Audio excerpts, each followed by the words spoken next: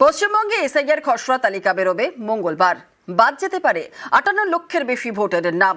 সব থেকে বেশি ভোটার বাদ যাওয়ার সম্ভাবনা দক্ষিণ 24 পরগনায়। শতাংশের নিরিখে বাদের তালিকায় শীর্ষে কলকাতা উত্তর।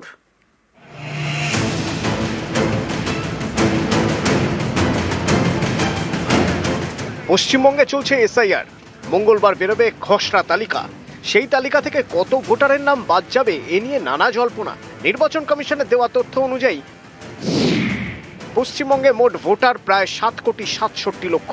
এসআইআর খসড়া তালিকায় বাদ যেতে পারে 58,18,487 জন ভোটারের নাম।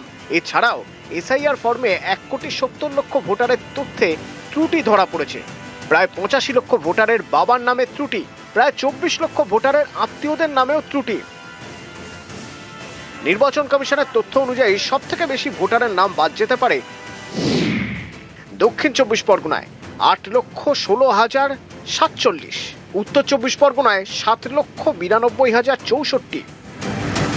শতাংশের নিরিখে সব থেকে বেশি ভোটারের নাম বাদ যেতে পারে কলকাতা উত্তরে 25.93%, কলকাতা দক্ষিণে 23.83%। নির্বাচন কমিশনের এই তথ্য ঘিরে রাজনৈতিক চাপানুতোর তুঙ্গে।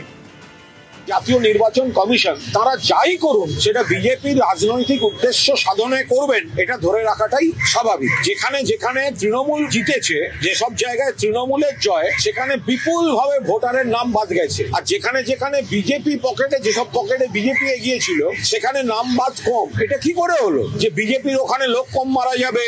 এগুলোর পেছনে বিজেপির নির্দেশে, বিজেপির মেকানিজমে জাতীয় নির্বাচন কমিশন তাদের পলিটিক্যাল এজেন্ডা তারা চরিতার্থ করতে নেমেছে। 59 লক্ষ নাম পায়ে প্রথম রাউন্ডেই বাতিল। আবার রেকর্ডের পরে তো 1.5 কোটি হিয়ারিং হবে। যাবেন কোথায়? পালাতে দেওয়া হবে না।